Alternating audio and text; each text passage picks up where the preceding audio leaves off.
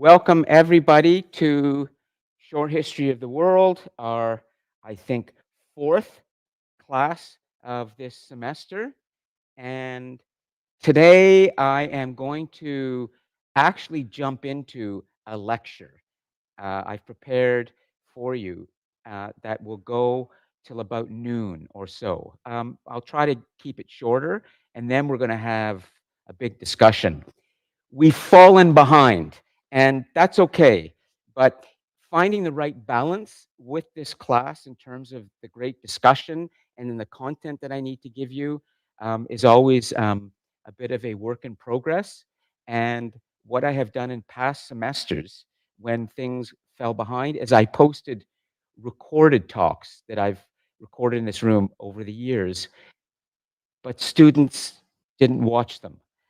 So, I learned at least the most students, there were motivated students who did. And so I thought that really what's critical is that everything has to happen in this room on the day of the class. That's what you come here for. And the class has to be the place where the content is given and also where we get this great interaction. But if it's 90 minutes of interaction from beginning to end, I can try and get all the content in, but often, as you've probably seen already, the discussion takes over and it's great. But then there's content, critical content that's being lost. And then what do I do about that content? Well, as I said, what I've done in the past is I posted recorded lectures afterwards, but then I learned students didn't watch them.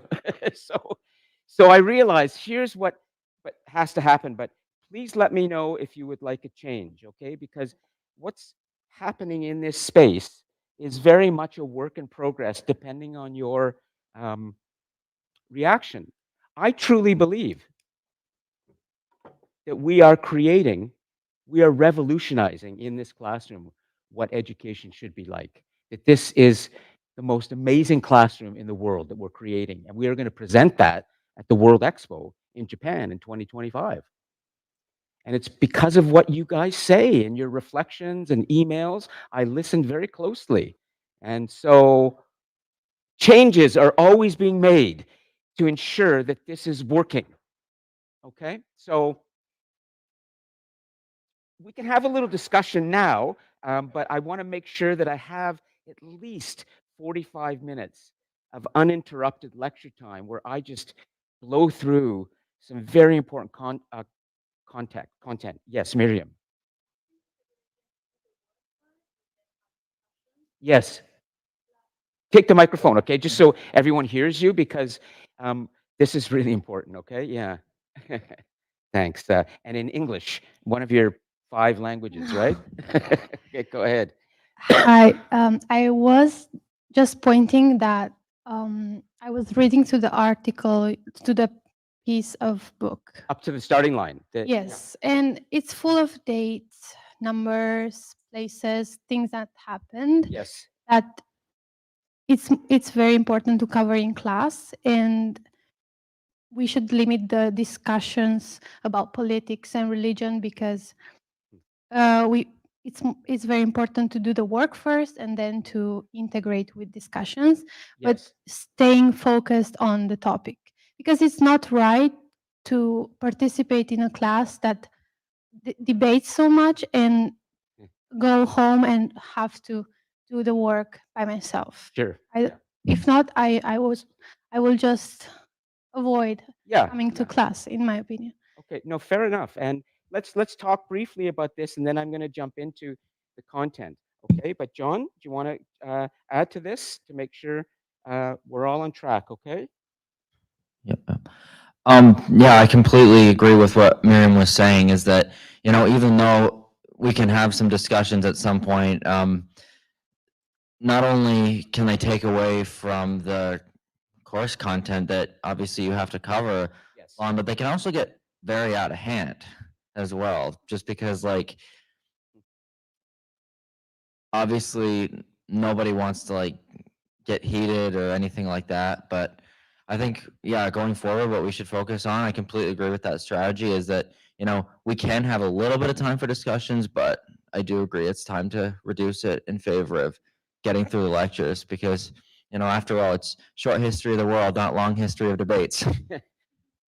Fair enough. And I do want to say, though, that having uncomfortable discussions for me as an educator is very important. I want to be able to talk about difficult things here and debate. Absolutely. But it has to be contained. I can't let it take over too much. Even though students are saying in their reflections, by the way, Miriam, I have about 101 students registered in this course. Most of them are watching the recordings and they're really liking them. They're saying to me what I was hoping people would do is they'll start watching the recordings almost like a television show, but it's not. They're getting educated. And what they're saying is, I like what John said. That was really good interaction. And Miriam, and yes, we don't agree with Stephen in terms of his religious perspective, but thankfully he brought it to the class's attention. And he's prepared to listen to Lon tell him the science. Stephen, are you with us? Yep. Okay. So students are saying that they're learning from you. This is good. However, students are also saying, we need to hear from you, Lon, about the critical content and the science. We want that. We want the story. Give us the lectures. And so I'm going to do that today.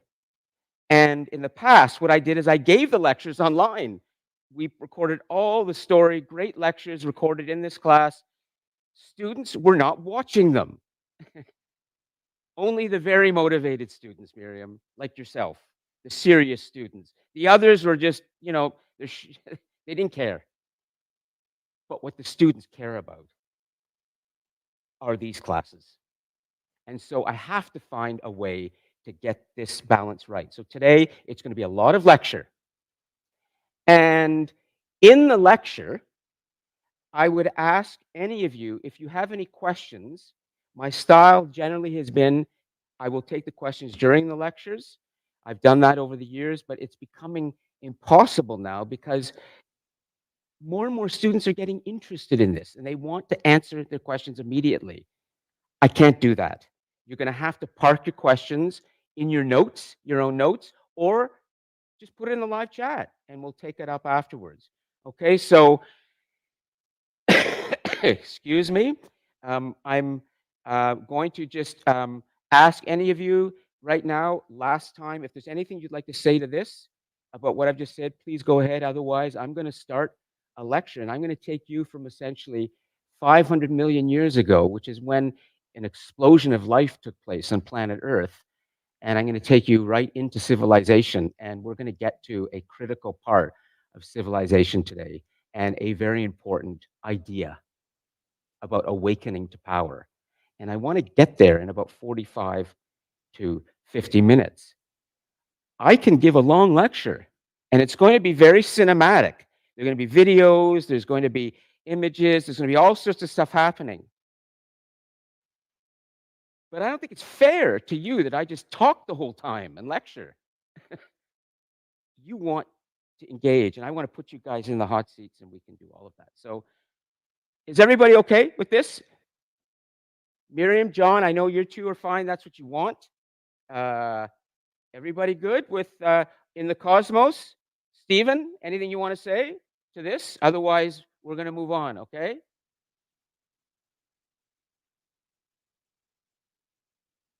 Are you here? Oh, here, hold on. Some audio was just lost for a second, so I'll see. Can everybody hear online right now? Just go in the live chat. Did you just hear everything I said about the lecture today? Can somebody jump on your microphone and say, yes, you heard everything? Or Yes. no? Great. Okay.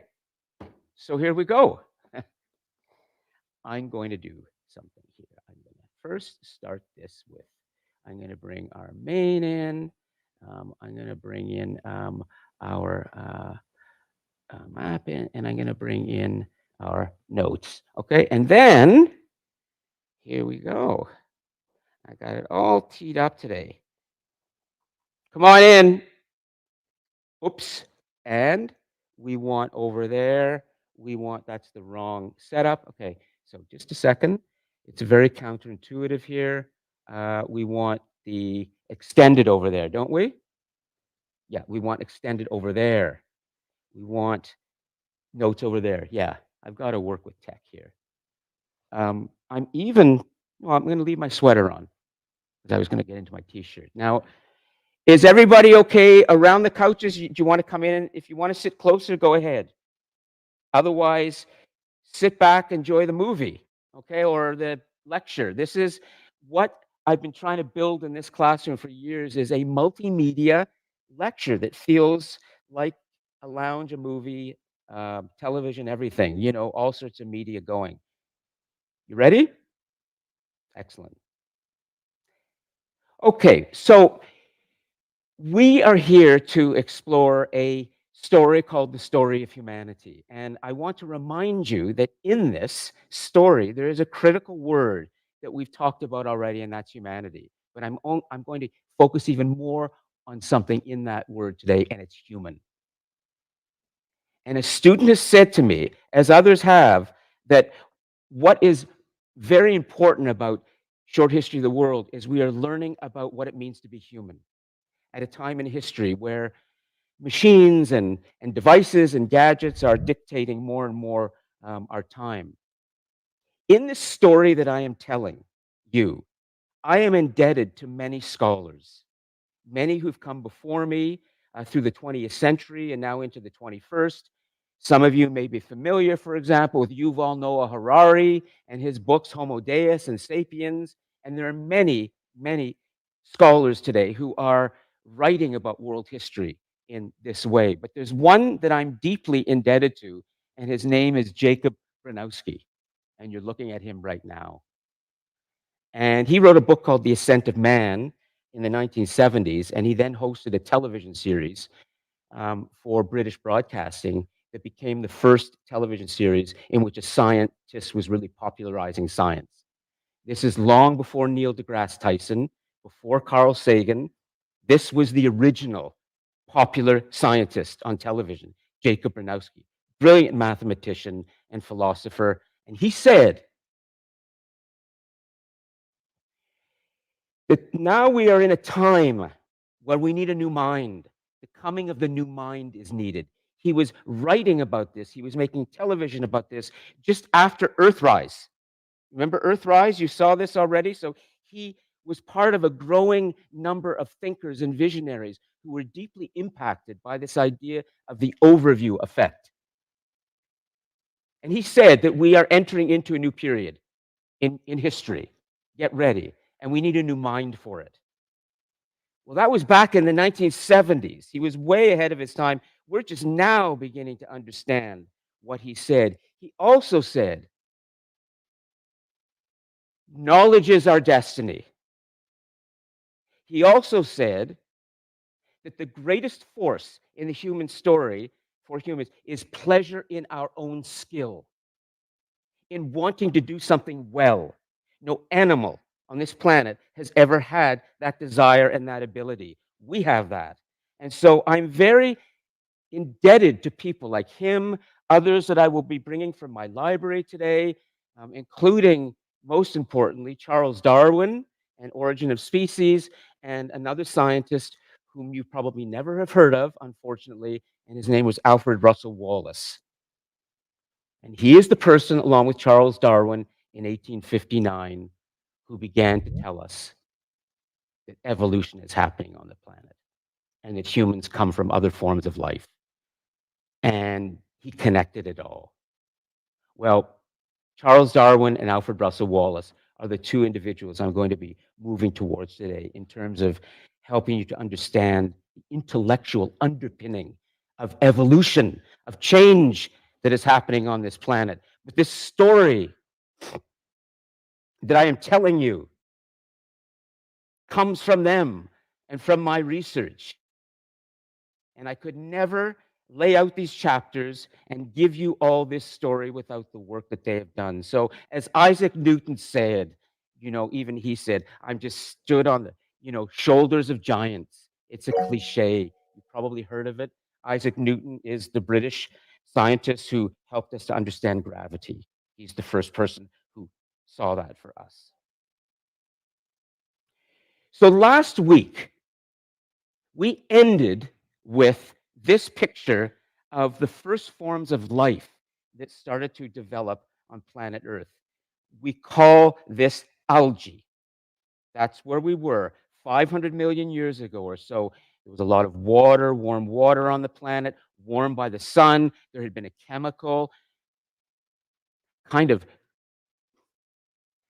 transmutation of elements on the planet that enabled life to take place. And the first forms of life were these organisms, simple cells like bacteria that then developed into multiple cells like algae that began to spread. Am I going too fast? Is it okay? Okay. I'll let Hassan. It's okay. I know he might nod off, but he's thinking. It's okay. It's a lot of. No, I'm not going to go on a tangent today. This is my. I have to exercise some self-control too. When I look out at all of you, I very much want to interact with you because I know I have your brains, but I have to stop. 500 million years ago, there was a development that is very important in understanding how life evolved. And the reason you need to understand life, again, reproduction, the ability to respond to stimuli, growth, metabolism, is because we are from this. We are from nature. But you are the generation and others, for the first time in history, who are changing nature. This cannot be underestimated. That's why I'm spending time helping you to understand what is nature, okay? Several years ago, my wife and I took a trip to a place called Mistaken Point. It's the farthest eastern side of Newfoundland in Canada. It turns out that the Canadian continent has some important fossils and remains of early, not taking questions, okay? Put them in your live chat. Cannot. I have to exercise discipline over all of you, including myself. We're going to move. Put it into the live chat or put it into your notes. We'll have time later, okay? There is a place called Mistaken Point. It's near St. John's, Newfoundland, and that's a picture right now of me and a group with my wife, and we went there to see something remarkable. That's our guide pointing to a fossil in a rock. This place, Mistaken Point, is about to become a UNESCO site. David Attenborough, the great host of the British series on nature that you probably have seen or heard of, he has also filmed there. Because in this place, in these rocks, there are these shapes there. That's my hand showing you a shape. 500 million years ago or so, approximately, this rock was not vertical, it was horizontal. You see, the continents move. Our planet, our continents are actually situated on tectonic plates. We know this from what geology has taught us about the planet. And so the plates have been shifting over time and being pushed sometimes upwards. Those have become mountains, and sometimes those plates are flat, and they were the bottoms of oceans and waterways. So about 500 million years ago, when we were in a supercontinent, becoming a supercontinent called Pangaea, there was another one called Rodinia 300 million years before that. But when Pangaea was becoming a supercontinent and all the continents were coming together, life was starting to take shape and diversification of life was happening. And in these shallow waterways, these eukaryotes, this algae, was just one form of life that was starting to develop. But my hand is on a fossil of something that was starting to move. It's called locomotion. We will review this in our discussion, okay? But if this is the scientific story, and it is amazing. The creatures that were multicellular, not single cells like bacteria, multicellular, they developed a nucleus. This nucleus started to develop genes, deoxyribonucleic acid, and the life forms began to develop in different ways. But one of the things they started to do, this little thing, there are all sorts of these little shapes all over the rocks around Mistaken Point, dozens of them. This thing was standing upright in the water about 500 million years ago. We know that that's 500 million years old because of the degradation of uranium in the rock. That is incontrovertible, meaning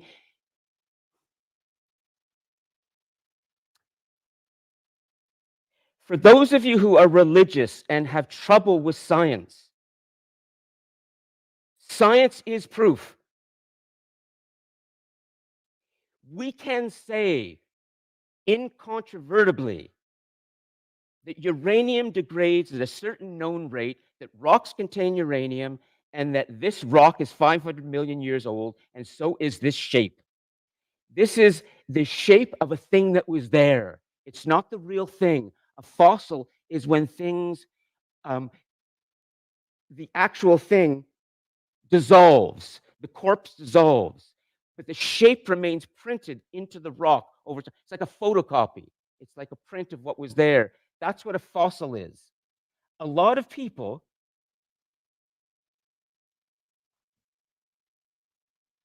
are ignorant of this. They don't understand what a fossil is. They don't understand what science is, and we call this pseudoscience. This is science. There was a shape of something, and we know how old it was, and we also know that things started to diversify. This is called the trilobite.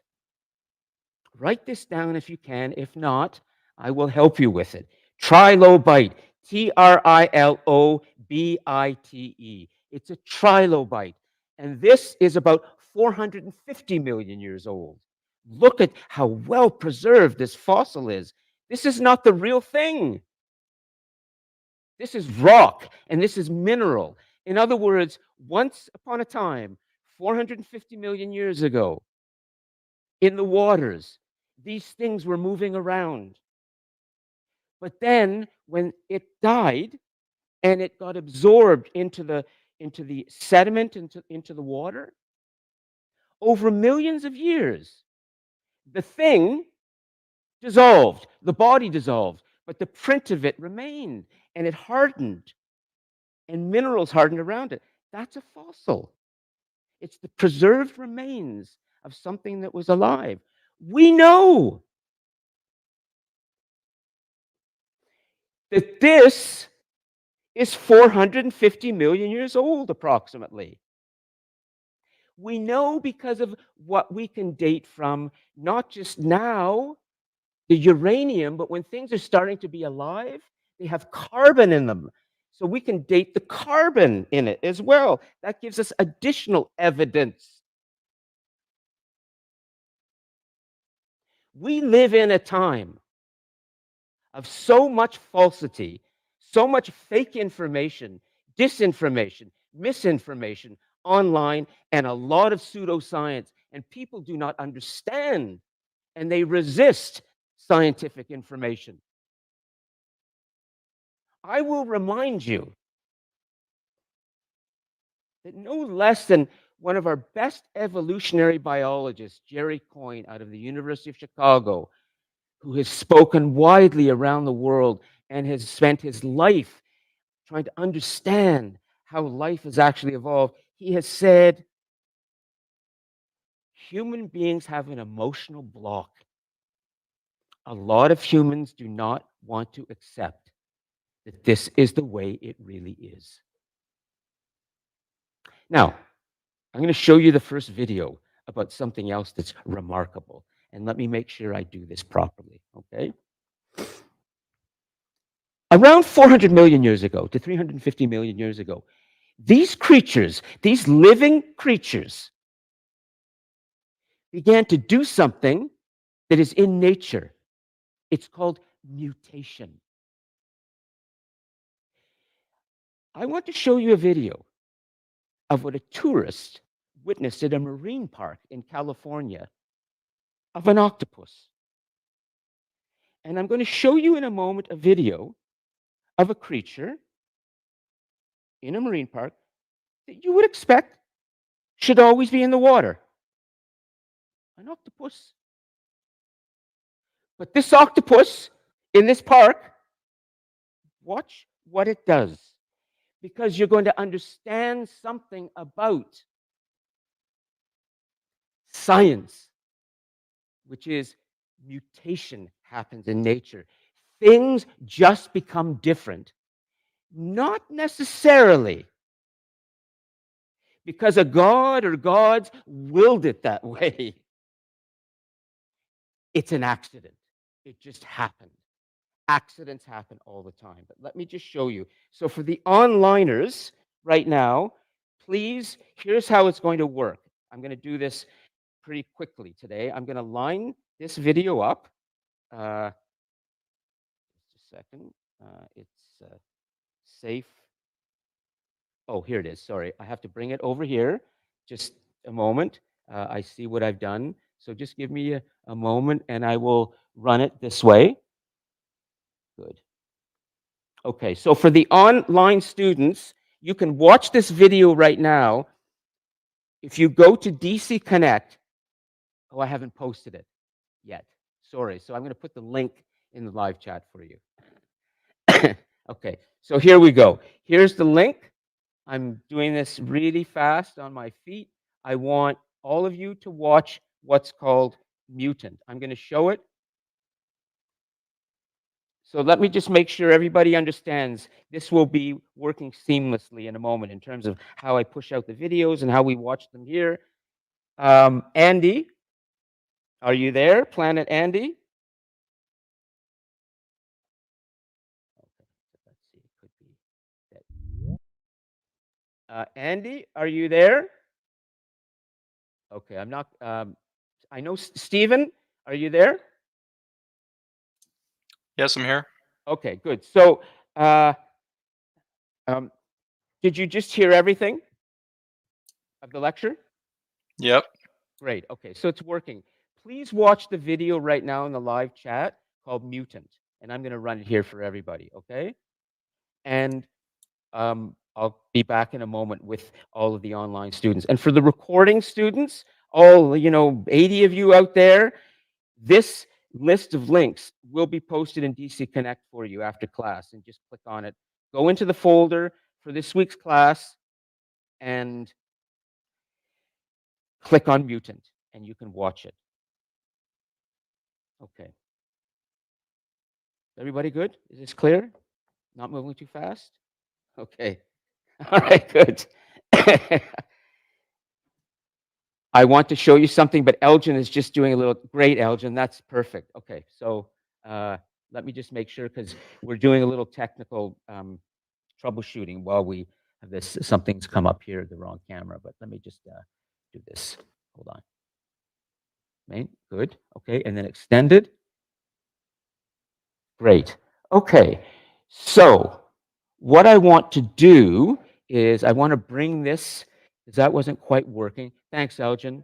I'm going to bring this up on here, but I have to bring this back. This is the way to do it, and then we'll be completely good today. Okay, I want to leave that. Yeah, that's how we're going to do it. Excellent. Okay, so everything's working now. Stephen and the Cosmos are watching Mutant. Now I'm going to show this to all of you.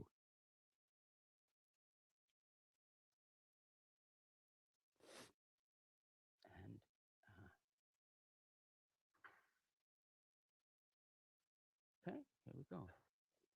Great. Working. I can even narrate. This is the marine park. Octopi are extremely intelligent creatures. The 1991 Academy Award-winning documentary was called The Octopus Teacher. You wanna see it? Okay. Oh, who said you saw it? Great, okay. Why is this octopus not staying in the water? Don't answer. Just think. We're not having a discussion yet.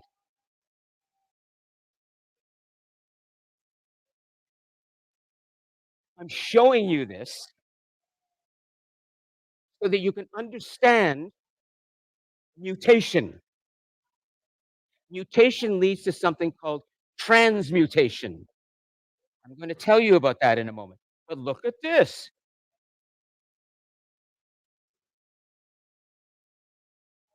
Just take this in. This is not supposed to happen.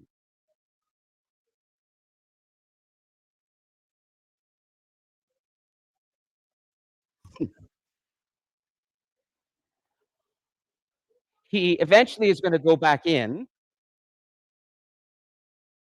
but I'll stop for now. You can watch the rest of it later, but he will or she will eventually go back in, and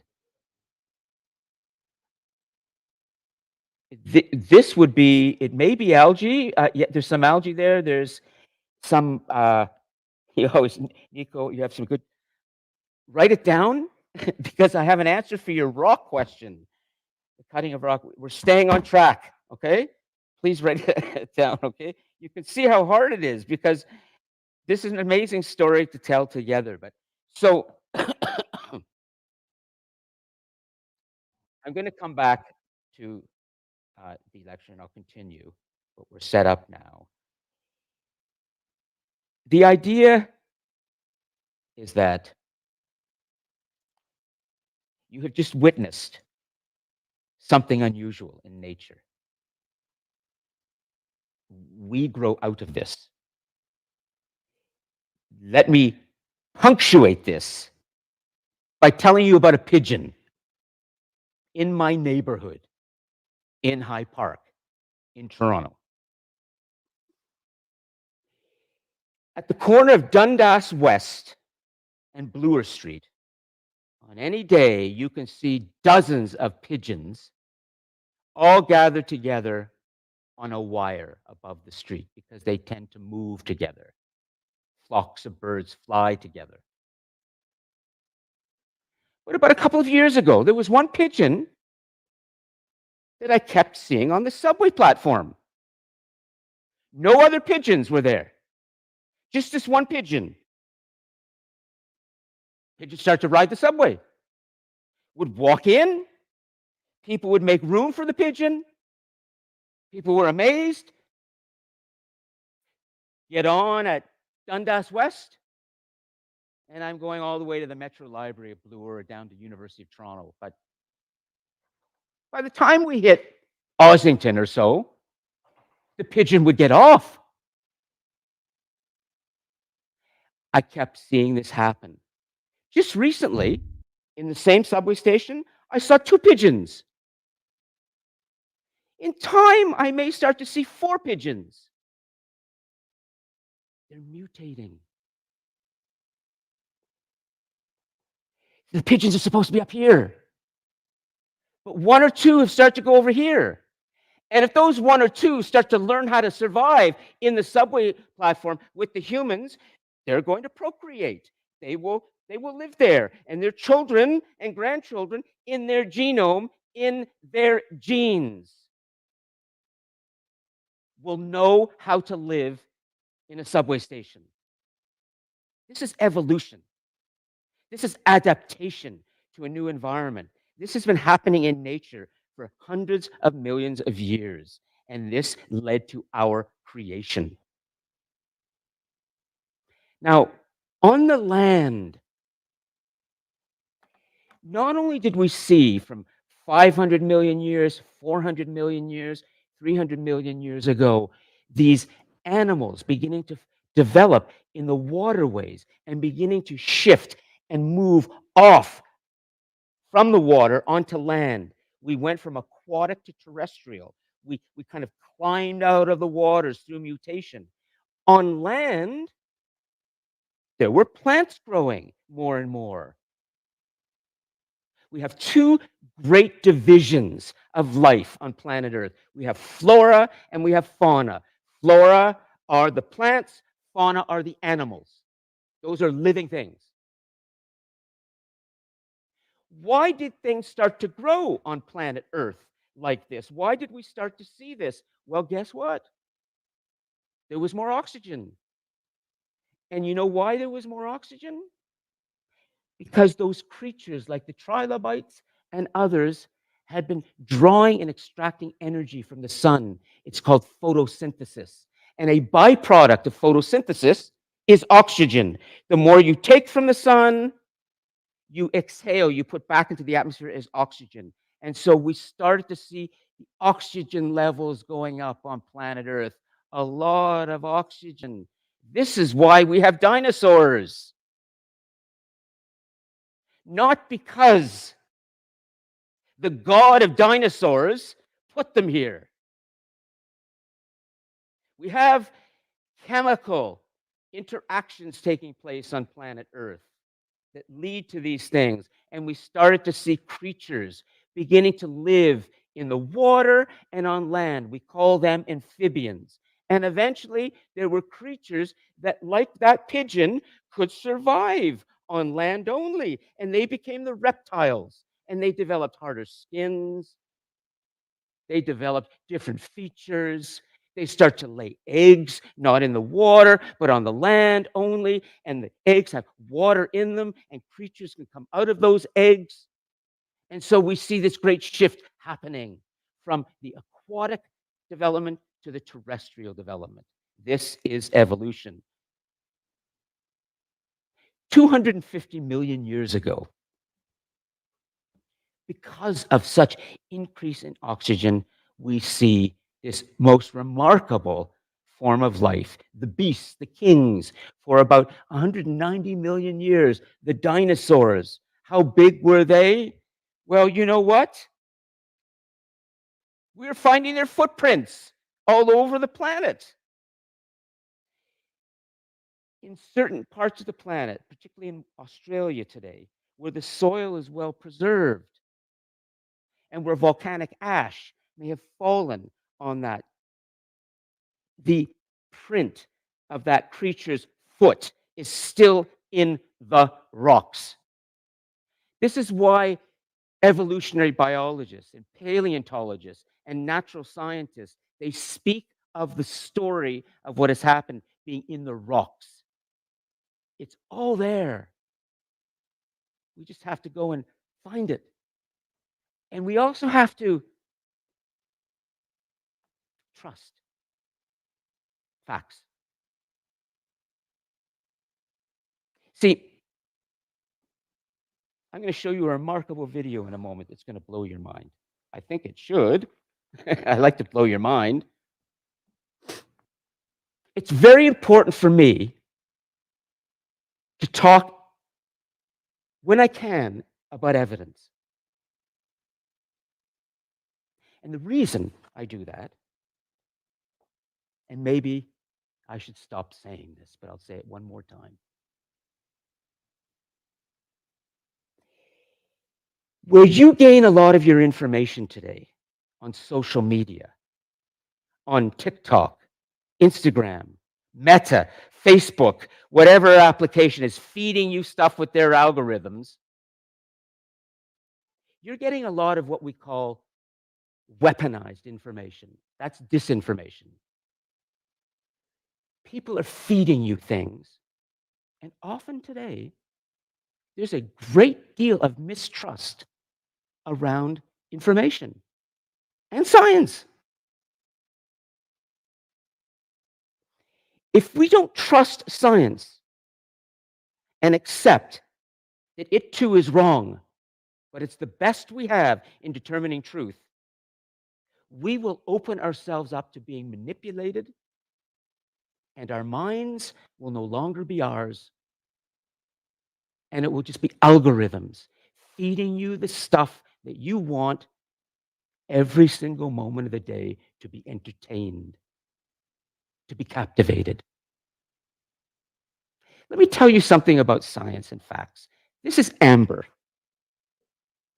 Amber happens to be an incredible natural element that preserves things inside of it over long periods of time very well.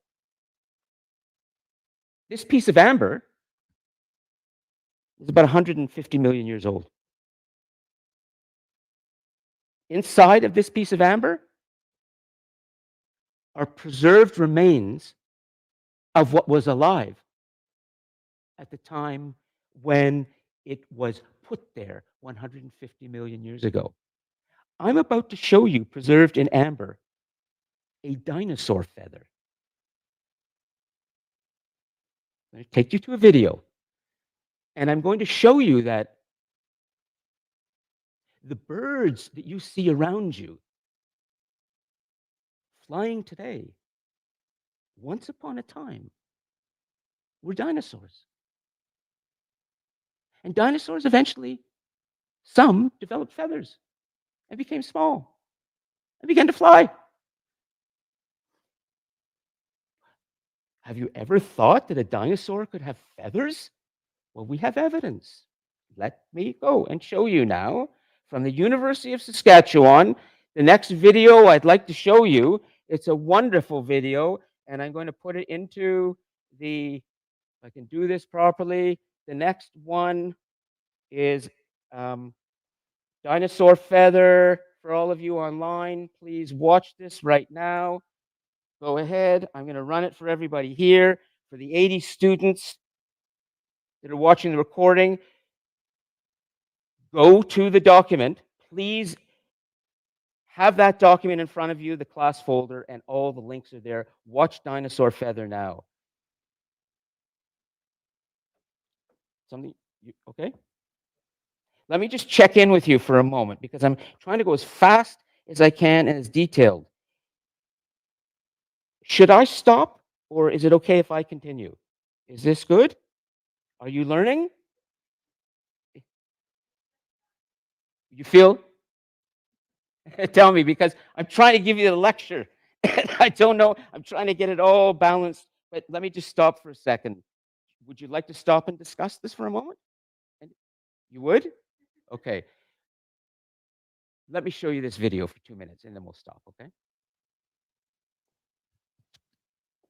The dinosaur feather.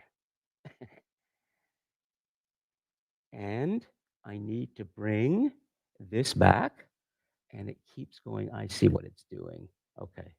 It's the system here is. I'll bring this tab over here. That's what we have to do. Or I could, no, I could have done that. That's right. I don't need to do that. That's what I want. Here we go.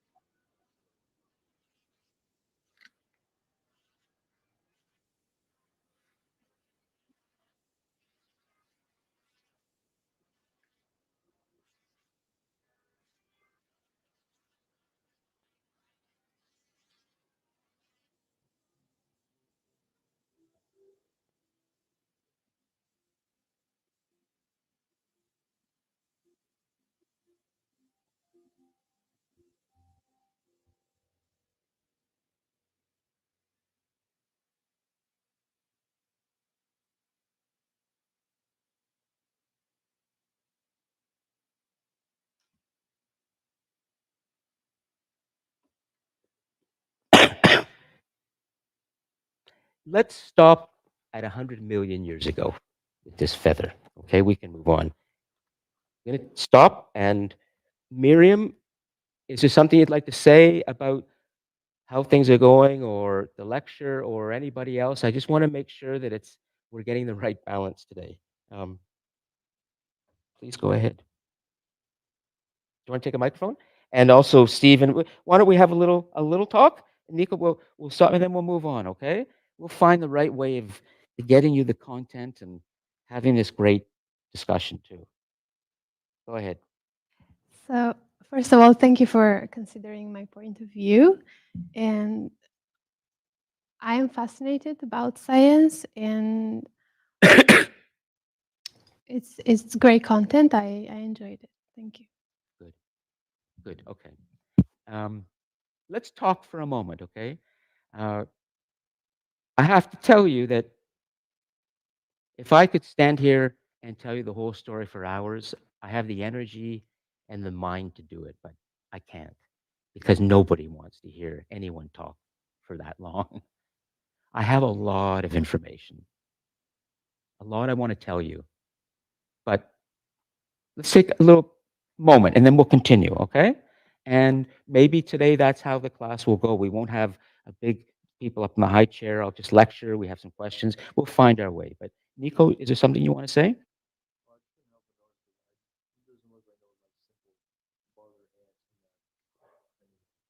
It's some kind of insect. Yes. To answer your question, by the way, last week when you said, can we cut into rock? How can we? I checked because I knew we could, but I wasn't. You need a diamond saw. Diamond is the hardest thing on earth. Diamond is hardened carbon. That's all it is. Carbon is the stuff of so much life on this planet. It's soft and sort of powdery. But when you get hardened carbon, Nico, you get diamonds. And you can take a diamond saw and you can cut into rock. Well, you can tell without having to go in to the rock. There are instruments. Now let's go into the cosmos. We're just taking a moment to take some questions, and then we'll carry on. I want to get you up to. Oh, there's a lot today, but we'll get there. Okay. But let's see. Yeah, make sure that you take the mic, okay, so everyone can hear you. Yeah. Well, I just said it because I remember in one of the classes you said you can tell how old rocks are by cutting into them. No, you asked if we could cut into them, and I said I'm pretty sure we can. I don't know how deep. And then I said I know we can tell without cutting into them. Or that's what I should have said. We don't have to cut into the rock necessarily. But beyond that, Nico, I don't know how the science works. What I can tell you though is that there's stratigraphers. It's a form of science, stratigraphy. Yeah, sure, go ahead. And we can see layers in things. We can see the rings of a tree, and we can see layers in the rocks, and those are called strata. And there are scientists called stratigraphers who study the different layers inside things. So there would be layers inside the rocks. How's it going in the cosmos? Anybody there would like to say anything at this point? Could you please jump on your microphone? It will just be easier. Otherwise, I'm going to continue with the story. Tyson, Stephen, and others, please feel free to ask anything you'd like. Otherwise, I'm going to continue. Andy, are you there? Planet AT? Do you want to send a signal from your planet and tell us that you are? Okay, just make sure that sometimes the things don't work. I know Stephen I can count on. Stephen, can you still hear me loud and clear? Yeah, I can hear you. Good. Okay, thanks. Anything you want to add? No, I got nothing to say. Okay, great. Okay, so I'm assuming that all the others in the cosmos can hear me, can see everything, and if you're not responding, for example, Planet Andy, it may just be that your dog is more important right now, and that's fine. Just I hope it's a nice dog. So, we say that around 60 million years ago, there was an event that happened on planet Earth that is what we call an extinction event. There have been quite a few. And this was a big one. There was a kind of meteorite, a large object from space that collided with the planet in the Yucatan Peninsula area. Yucatan Peninsula just juts out of the Gulf of Mexico. If you look at the map of the world and you look and you orient yourself to Mexico, which is between North and South America, you will see that there is a peninsula there called the Yucatan Peninsula. And this object, the collision, was so great that it could be felt, the collision across the planet. The object that collided with the planet was about, in terms of its size, had about a diameter of the size of New York. Fires erupted. The skies were filled with ash for many decades, and even longer than that. And the dinosaurs did not survive that. For 150 to 190 million years or so, these enormous creatures that diversified into so many different forms of other creatures did not develop the ability to adjust to a natural calamity. I say this because you will see in the story soon that we humans have a unique quality that has evolved. We are able to adapt to hostile environments and create things that allow us to survive. No other creatures have done that. When the dinosaurs began to find themselves unable to survive, and their carcasses and their bones eventually would reemerge hundreds of millions of years later for humans to discover, when they died, there were other creatures still here. They were small. They had coexisted with the dinosaurs. They were called the mammals. They had a different anatomy, and they had lived burrowed away underground or in the trees as a way to survive with the dinosaurs. When the Earth became more clear of larger predators like the dinosaurs, these mammals began to come out more and live on the planet. And they had eyes right at the front of their face, they had hair, they had warm blood. They are gradually going to develop into another kind of mammal. We call this diversification of life.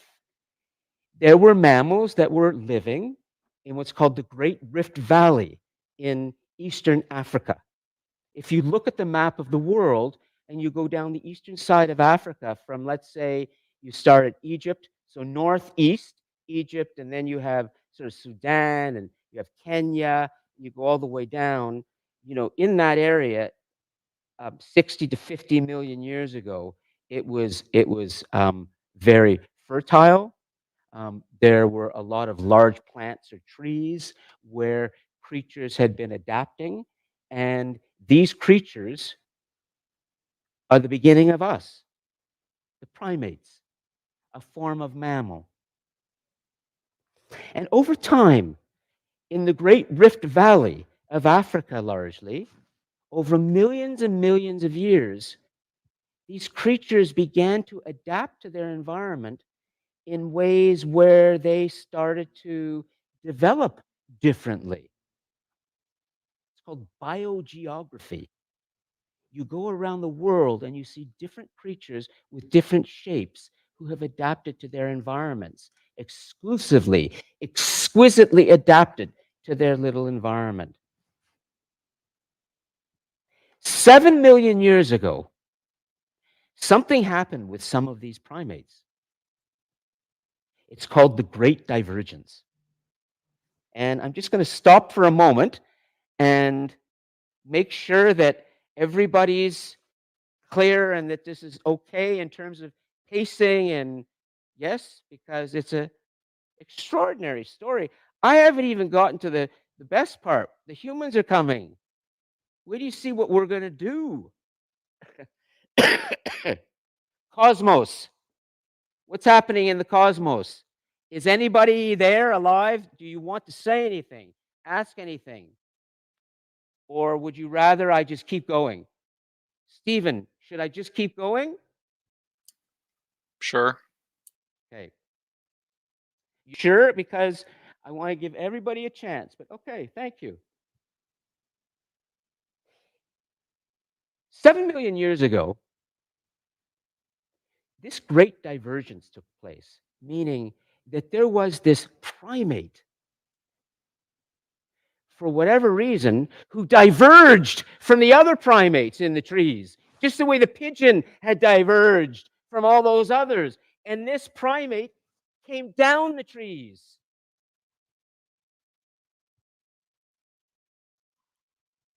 Why would he do that? Why did the pigeon go over to the, subway station? Well, we might say because the brain of this primate had developed, that maybe a certain curiosity had motivated this primate to come down on all fours. Tetrapod. Tetrapod is all four limbs. And when this primate came down and stayed there and realized that he could survive there and do well there, he started to stand up and he became a biped. It's called bipedalism. And in that, the hands become free. This is why we say, to steal from one of our great world historians, William McNeill, Rise of the West, History of the Human Community, won the National Book Award in the 1960s, one of the great world histories. He said, the story of the human is the breakthroughs towards the realization of greater and greater power for themselves. In your lives, in school, at your age, you may not think you have much power. In fact, you may be angry at other people around you who seem to abuse their power. They have more power. And you think, God, I can't stand this, but nothing I can do. I'm just a little potato. No, you aren't. You're a human. Humans have, in their story, been gaining greater and greater power for themselves. Here's the example. Great divergence. We start to come down, and this primate starts to, over millions of years, rise, and in the rising, we start to walk more, and we pick things up from the earth. Rocks. That is a 3 million year old rock that you're looking at. It may be one of the oldest tools that has ever been created by a human 3 million years ago. Look at what's happening with that rock. We're seeing a hand shape it. We're seeing what this human was doing with that. It's called precision grip. When you have your hands like this, you have your opposable thumbs, you can pick things up and manipulate them. It's called the precision grip. And so, why did we pick these things up? Why did we start to manipulate them? You might say, as the cliche goes, oh, necessity is the mother of invention. We needed to pick up these rocks because we had to kill all these other big animals around us. Maybe. But as Jared Diamond has wisely put in Guns, Germs, and Steel, from which I gave you a chapter, to read called Up to the Starting Line, one of our most important world historians today. Invention can be the mother of necessity. Think about this. Look at your ancestor right now. Why is he shaping these antlers and these rocks into new things called tools? Is he doing it because he's afraid of other things? He needs a weapon? Or is he doing it because he's curious? Did Stephen Jobs and Steve Wozniak sit in their garage in the 1970s and create Apple Computer because they felt the world must have this? Did Mark Zuckerberg, while he's at Harvard creating Facebook, you've seen the movie Social Network, you know the story. Did he create this because humanity needs this? No. They're inventors. They're curious. They want to just do things. And then gradually over time, they come up with something. And then we realize we need it. Invention can be the mother of necessity. Is that making sense? This is the human brain. This is you. You have, and I have, we all have the most evolved, remarkable organism that has ever happened on planet Earth. It's called the human brain. So when you think, oh, I'm just a little nothing, you're a human. You're a lot.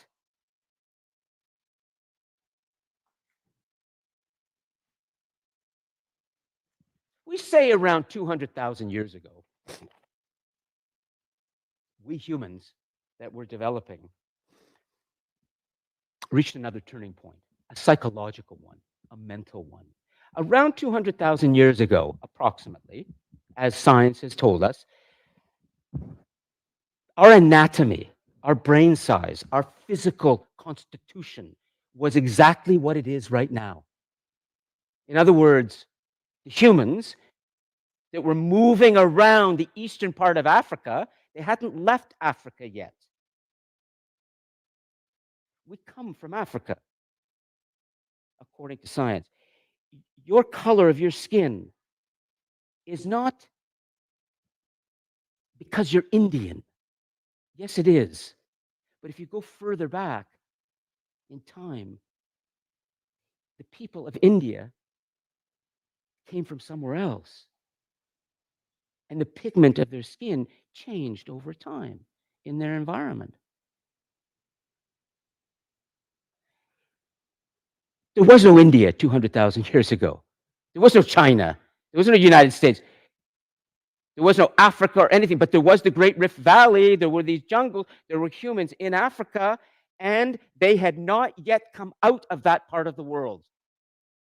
They are about to.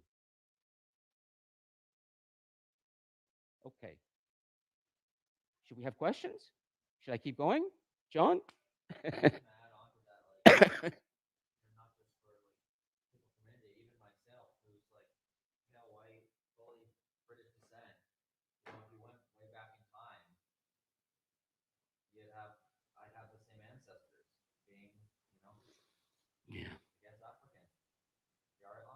Yeah, no, I'm thinking because I love when you're thinking with this and I'm not having to extract things out of you. Do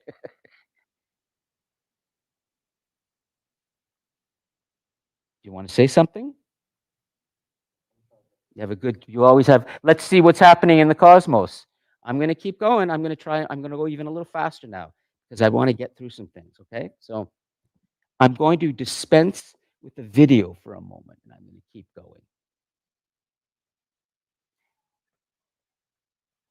But 75,000 years ago, these humans in Africa began to leave Africa. We kind of know that because of science again, footprints. These footprints, for example, are among many that you can see in northern Africa today. These are human footprints, about 75,000 years old. And essentially what happened is, that humans there began to walk out of Africa. And the reason they did that is because they were following the animals. They were hunting the animals. In this period of time, we humans had learned something about the tools that we were creating. We also had the first elements of speech, where we humans are talking to each other. Not in a very sophisticated way, but we're communicating. Our voice box is also developing, the larynx, as it's called. We are a long way away from writing yet, but we have speech. And these humans who left Africa and started to move westwards into what is now Europe and eastwards along sort of the Persian Gulf and then further east through Iran and Iraq, the southern part of India, and then into the Far East and Australia and New Zealand, and they're walking and they're moving and they're killing animals as they go. They're used. They start to create tools from these natural materials. We're in what's called the Stone Age. We're starting to get closer to that, where we're going to start to create tools from stones, but we were creating tools from wood and from hair of animals, and we'd learned how to thread things. We'd get an antler of a animal we killed, and we'd work on it, put a hole in it, and then we'd take the hair and we'd start to sew things. We'd start to take the hides of the animals and we'd sew those hides. We'd create structures around us. And in the caves, we have discovered in southern France famous cave paintings in Lascaux, France, in southern France. But we've also discovered these in Indonesia. We see these remarkable paintings. And here's one very close up that you can see today. It's about 20,000 years old. It's a giant sort of oxen mammoth. I'm not sure exactly what to call it. I have to check, but from its foot to the tip of its antler, it's about 6 feet, or 10 meters or so. And that was painted on a cave. And to go see it today, as many have, you have to see it by candlelight. You go into a cave and you put the candle up against this painting, and there you see what humans had put there all that long time ago.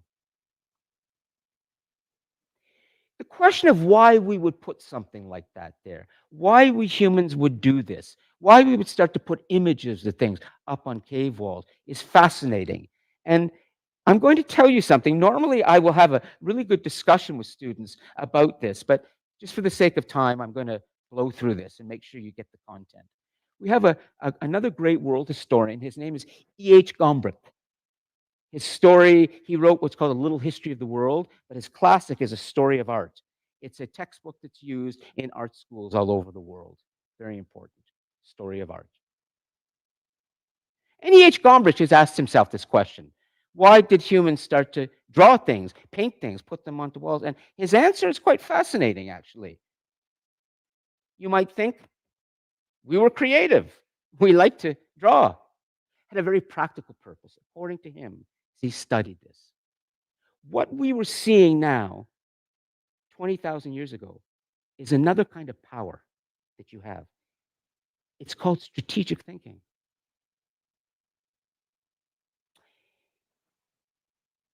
We humans, working together before the hunt, would have a meeting to decide how we're going to attack this animal. How are we going to take down this huge creature tomorrow? Miriam, you get the horns. And Nico, you cannot run from that bison. Okay, no running. You stay. And Lon, no, you're not going to run with Nico. You're going to stay, and you have a job to do. You're going to work the back of that animal. You're going to bring it down.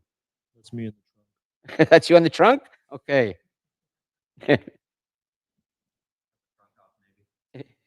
We'll do that later, once we kill it. The tusks. The tusks, the ivory tusks. Okay? The ivory tusks.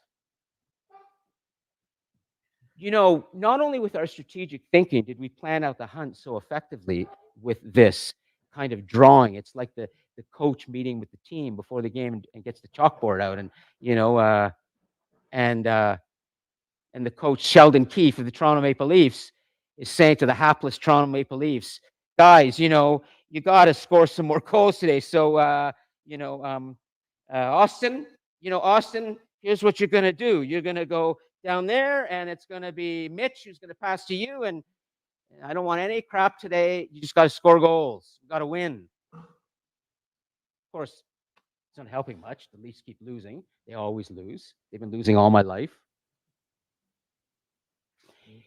Not only did we take down these gigantic animals, but we started killing so many of them. It's called the megafaunal extinction.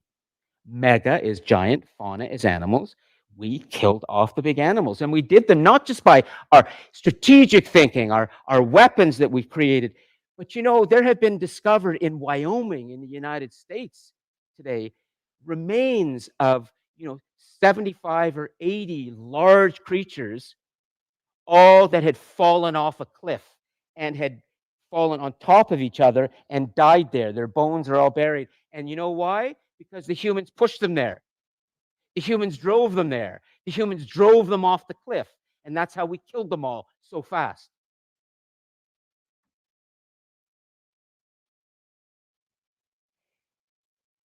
I've been telling you a story today about evolution, about change that has happened on planet Earth. I've tried to give you as the best science I can, when I can, recognizing always that science is not 100% perfect, nor is a jury. We call, when you convict someone, it's beyond a reasonable doubt. But there may still be some doubt. There's never 100% certainty. And this is the problem with what a lot of people will say about science, but I'm not going to get on a rant about that. Something happened in a place called the Galapagos Islands around 170 to 180 years ago.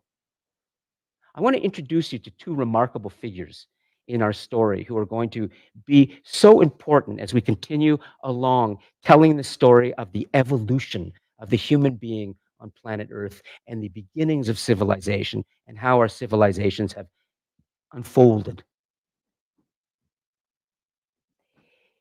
The Galapagos Islands were just off the coast of Ecuador in the Pacific Ocean. If you orient yourself to the map of the world and you look at the Pacific Ocean and you go, you know, all the way to the edge of South America, the northern part of South America, and you keep going, Mexico, and we'll actually come down a little bit, just where there is Peru on the eastern side, western side of South America.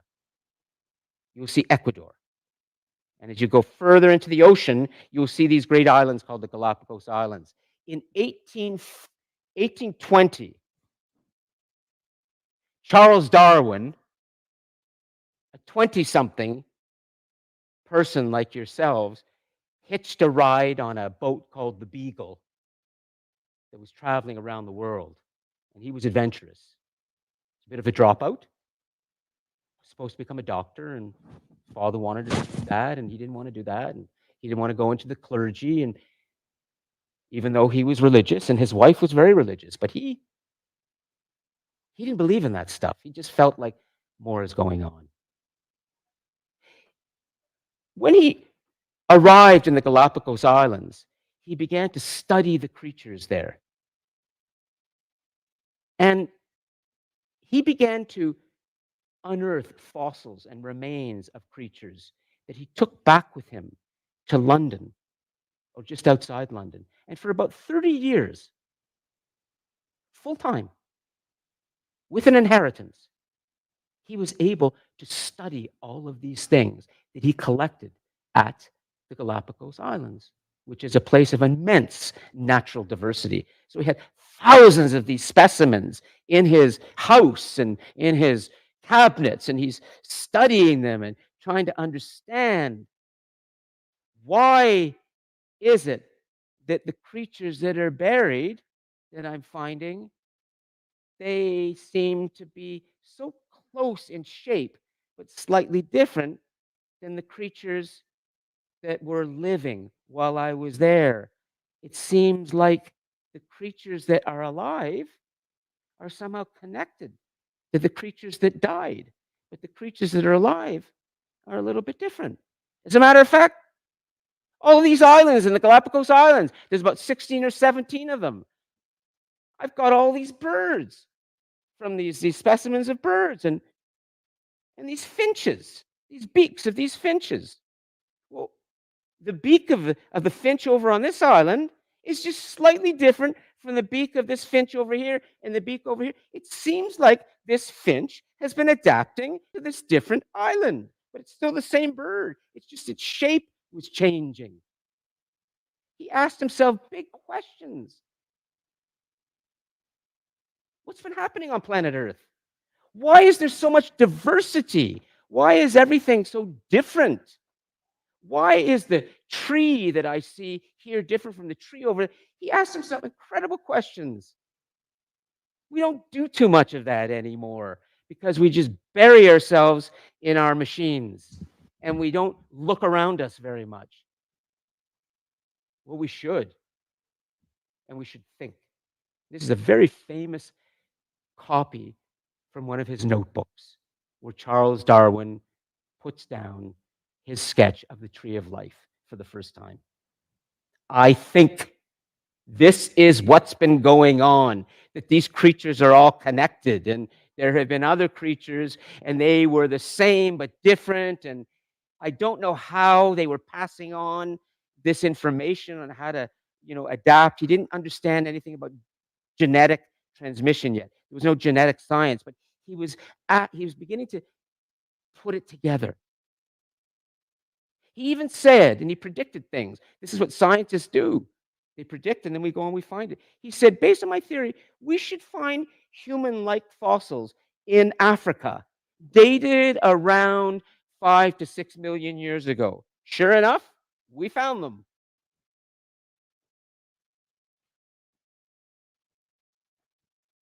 Charles Darwin is not the person I really want to talk to you about right now. I want to end today's lecture on an absolutely beautiful video about a person you need to know about, and he's just like Charles Darwin. His name is Alfred Russel Wallace. Raise a hand if any of you have heard the name Alfred Russel Wallace. John? No? Okay. Anybody in the cosmos heard Alfred Russel Wallace? Well, there he is. And, well, guess what? Not long after Charles Darwin was in the Galapagos Islands, taking his specimens back to London and studying things in London, this similar British explorer adventurer, he went to the other side of the world, Indonesia, the Malay archipelago, the islands. That's what an archipelago is. They are a series of islands. So Charles Darwin was in the archipelago of, let's say, the Galapagos Islands, these islands. Well, Alfred Russel Wallace went to the other side. Both of these men saw something very similar happening in nature.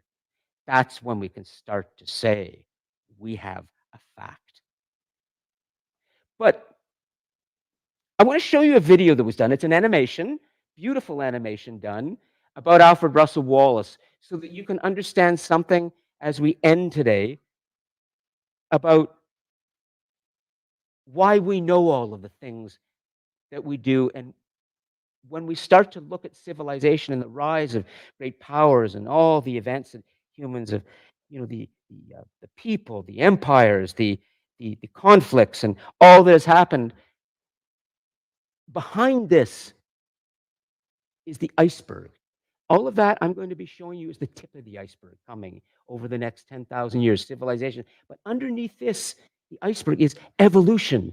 Things are happening on planet Earth, changing all the time. That's nature. And it's because of these men, these curious individuals, that we know this. Let me show you this final video that will capture and it is called Alfred Russel Wallace. And I'm going to put it into the live chat for everybody here. Alfred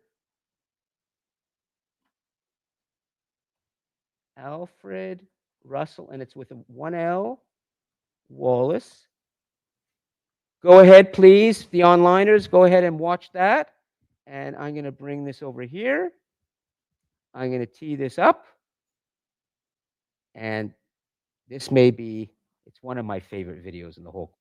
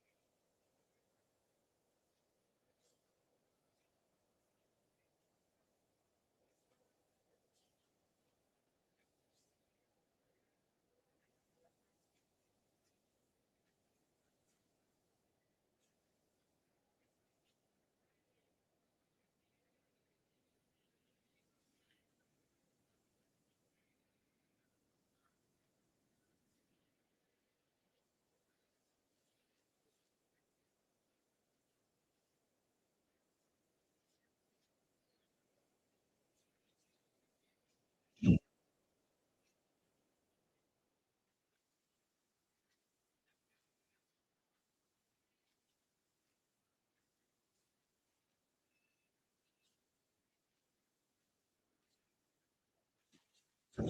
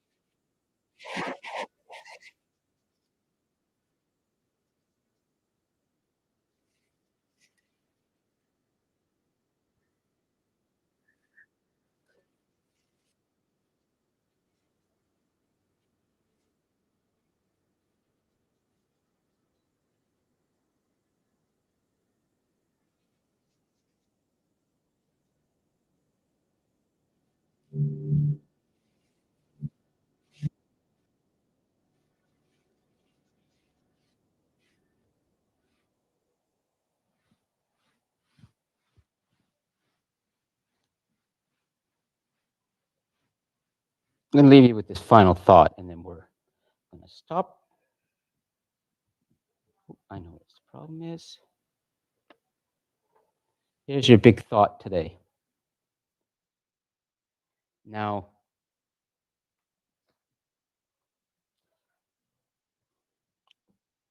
I want you to read this. I want to make sure the Cosmos can read this. And I'm going to ask the Cosmos. Stephen, could you read this, what I've just put up behind me on the big board? Could you read that out loud on your microphone?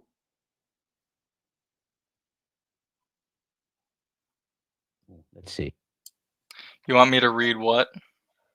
What's behind me? What's written behind me? What does it say? It says that intelligence is no gift from God or the gods. It has evolved by Darwin's rules of selection as the ultimate weapon that lets us rule the world and ours and secure a safe place to raise our children. And all that's quotes. That's not my words. Absolutely. Okay. Now, I'm going to end by coming back to something that is so important in this class, but maybe some of you don't always like it.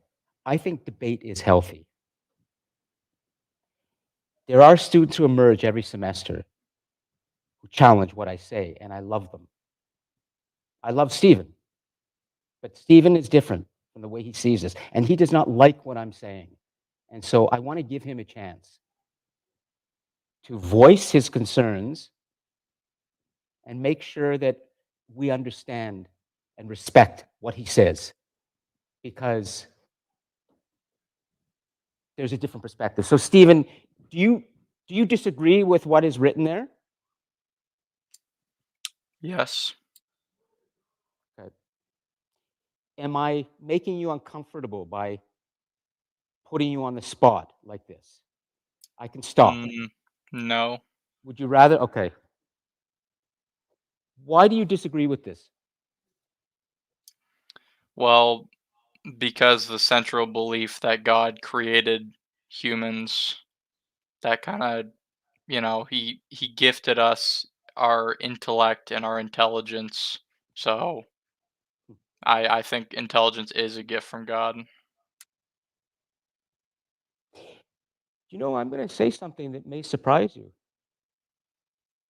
Stephen might be right.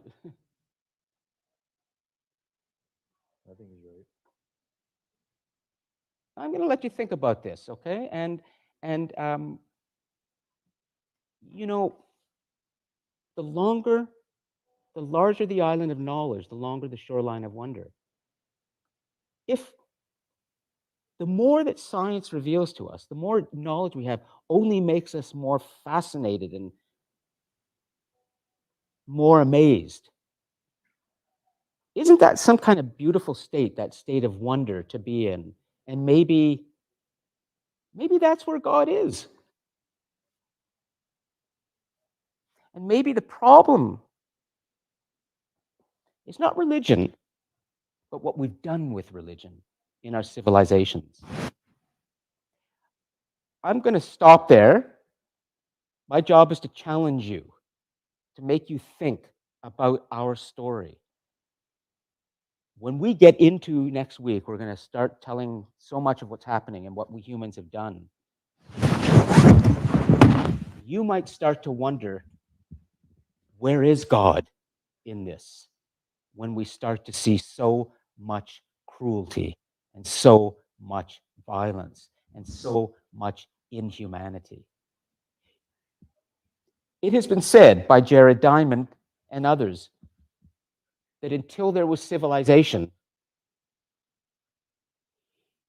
humans were never this cruel to each other. It's civilization which did it. We'll look into that next week, okay, and understand. But Stephen, anything you want to add before we end? Sure. So were you saying that basically like all the cruelty, all the atrocities that have happened in history need to be explained? Like if a God exists, like basically why would he let bad stuff happen? Exactly. And the idea I am putting to you just to think about is, if there is greater violence and greater cruelty, where is our God? But we'll talk, this is very big stuff. Well, can I just respond to that though? Okay. So when when God created us, he gave us something called free will, and without it's basically impossible to have free will without the possibility of evil happening. So, you know, somebody goes and says, "I want to rob a bank." It's their free will to rob a bank. Robbing a bank is not the right thing to do, but they have free will. So they go and they rob a bank. God did not cause that. It's the guy that robbed the bank that caused it because he has free will. Sure. Okay, well, thank you. We'll continue to explore this. Is this a better format for me to lecture, take questions like this? Would you prefer we do that next week? This way? Yes? Nico? Yes? Yes? 100%? Great.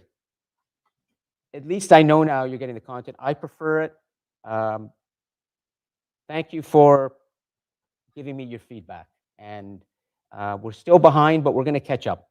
We're definitely getting there. And I'll see you next week. I look forward to getting your marks back for the first reflection and reading them all over the next days. And the second reflection is coming in a couple of weeks. and that's going to be but 725 words to 750, and it's going to be worth 25%. So things are going to start to get a little harder. Excuse me. Okay. Thanks, everybody. Have a great week, okay? You know where to reach me. Take care.